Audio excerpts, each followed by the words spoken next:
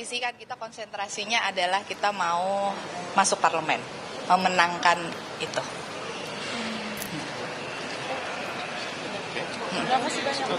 Terima kasih. Sis. Sis di PSI jabatannya sebagai apa ya, Sis? Saya Direktur LBH PSI. Direktur LBH PSI. Boleh, ini saya ada. Anda bergabung di Breaking News Kompas TV, Saudara. Tadi yang baru saja Anda saksikan sedikit pernyataan dari Direktur LBH PSI, Francine, yang memberi komentar sebelum Mahkamah atau Hakim Mahkamah Konstitusi ini akan membacakan putusan perkara uji materi syarat calon presiden dan wakil presiden dalam Undang-Undang Nomor 7 Tahun 2017 tentang pemilu, Saudara. Saat ini seperti informasi yang sudah terus digulirkan sejak beberapa waktu terakhir, MK sedang menguji pasal 169 huruf Q Undang-Undang Pemilu yang diajukan sejumlah pihak, Saudara. Nah, ini adalah gambar terkini dari dalam ruang sidang Mahkamah Konstitusi yang dijadwalkan seharusnya pembacaan putusan perkara uji materi syarat calon presiden dan wakil presiden ini akan dibacakan pada pukul 10 waktu Indonesia Barat. Sementara ini adalah kondisi di luar mahkamah atau di luar gedung Mahkamah Konstitusi. Kepolisian terus berjaga karena memang ada beberapa informasi yang menyebutkan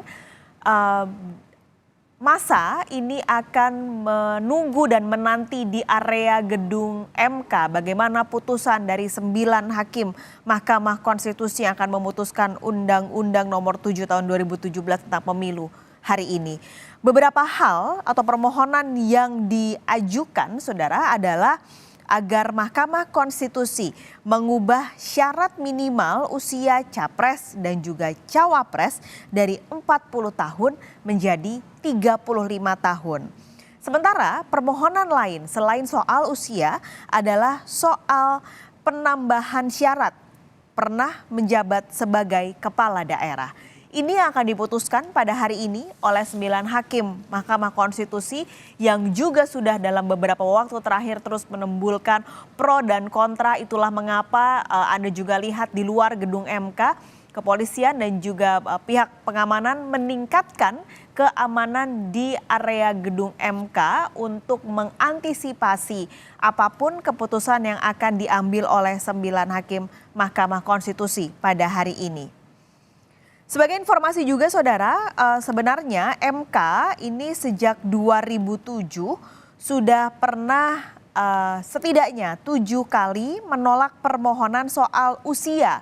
Karena menurut Hakim Mahkamah Konstitusi, keputusan soal usia ini termasuk open legal policy atau permohonannya tergolong kebijakan hukum terbuka. Baru kali pertama MK memutuskan soal usia adalah ketika adanya permohonan soal minimal usia pimpinan KPK, Saudara. Itu akhirnya dikabulkan oleh Mahkamah Konstitusi. Apakah pada hari ini Hakim Mahkamah Konstitusi akan mengabulkan atau tidak mengabulkan permohonan soal usia capres dan cawapres dari 40 tahun menjadi 35 tahun? Ini yang menjadi penantian, mengingat keputusan MK ini akan berpengaruh pada siapa yang nanti akan dipilih oleh koalisi Ganjar Pranowo dan juga koalisi Prabowo Subianto yang sampai hari ini belum memutuskan siapa bakal calon wakil presidennya. Kita akan menuju ke gedung Mahkamah Konstitusi. Jurnalis Kompas TV Masni Rahmawati akan melaporkan kondisi di sana. Masni, ini apakah tetap pukul 10 untuk keputusannya? Lalu juga Anda bisa ceritakan bagaimana kondisi di luar gedung MK saat ini? Iya, dari informasi terakhir dan juga dari jadwal dari websitenya Mahkamah Konstitusi dan yang disebutkan juga oleh juru bicara Mahkamah Konstitusi untuk dari sidang putusan batas usia Capres dan juga Cawapres ini akan dilaksanakan pada pukul 10 waktu Indonesia Barat. Dan juga saat ini di tempat saya melaporkan yaitu di luar dari gedung Mahkamah Konstitusi, ini untuk situasinya masih kondusif dan juga sudah dari pagi tadi sudah banyak dari personel kepolisian berjaga di sekitaran gedung Mahkamah Konstitusi. Dan juga dari sini saya bisa mendengar di belakang saya ini merupakan Jalan Medan Merdeka Barat, dan di belakang saya ini adalah patung kuda. Dari arah patung kuda itu saya bisa mendengar sudah ada orasi-orasi dari massa. Namun belum bisa dipastikan dari pihak manakah yang melakukan orasi tersebut. Namun untuk dari penjagaan ini sudah dilakukan oleh personel kepolisian dari gabungan personel kepolisian, yaitu dari TNI Polri dan juga dari Pemprov DKI Jakarta, itu menurunkan sekitar 1.900 personil, dan ini juga berjaga hingga nanti sore. Dan ada penutupan jalan di sekitaran kawasan gedung Mahkamah Konstitusi ini, di mana dapat saya melaporkan yaitu di Jalan Medan Merdeka Barat ini sudah ditutup sejak malam tadi. Namun juga di arah dari patung kuda ke arah Harmoni ini sudah ditutup. Namun dari arah Harmoni ke arah patung kuda ini masih ada jalan yang dibuka, maksud kami itu masih bisa dilalui oleh kendaraan, namun ini masih tetap dijaga oleh pihak kepolisian. Dan juga ada beberapa jalan lagi yang ditutup, yaitu Jalan Medan Merdeka Utara, Jalan Veteran 1, Jalan Veteran 2, dan juga Jalan Veteran 3, dan ini penutupan hingga sore hari. Untuk penutupan dan juga rekayasa lalu lintas ini masih dilakukan situasional. Jika kondisi di lapangan ini situasinya stabil, maka akan tetap ada pembukaan jalan dari arah Harmoni ke arah patung kuda, dan akan tetap dikawal dan dijaga oleh pihak kepolisian. Namun jika situasi ini sudah mulai panas atau dari massa sudah mulai bergerak menuju kawasan dari Mahkamah Konstitusi ini, untuk pengamanan akan sangat diperketat oleh pihak kepolisian. Dan juga arah dari patung kuda menuju Harmoni, tepatnya di Jalan Medan Merdeka Barat, akan ditutup sepenuhnya.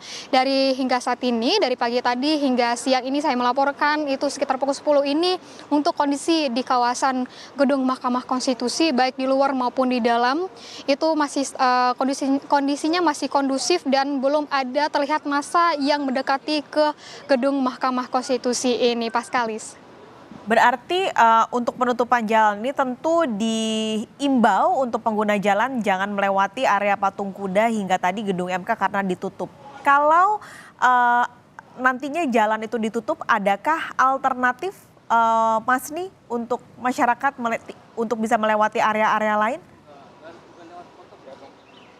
Iya, tadi dari pagi kami sempat memutar jalan saat kami ingin menuju gedung Mahkamah Konstitusi ini. Kami tadi dari arah patung kuda ini bisa juga digunakan oleh masyarakat, yaitu dari arah patung kuda bisa menuju ke arah Medan Merdeka Selatan, dan nantinya akan ada petugas yang mengarahkan ke sana. Jika ingin ke arah Harmoni, berarti dari pengguna jalan bisa memutar terlebih dahulu ke arah Medan Merdeka Selatan, yaitu nanti akan menuju ke Medan Merdeka Timur, dan nanti akan dari Medan Merdeka Timur ini akan diarahkan oleh petugas untuk menuju ke belakang istana. Dan nantinya ini akan situasional, tetap situasional jika dari kondisi kondusif ini akan dibuka di bagian seberangnya Mahkamah Konstitusi, yaitu dari arah Harmoni menuju arah patung kuda ini masih tetap terbuka, namun tetap dijaga oleh pihak kepolisian. Paskalis.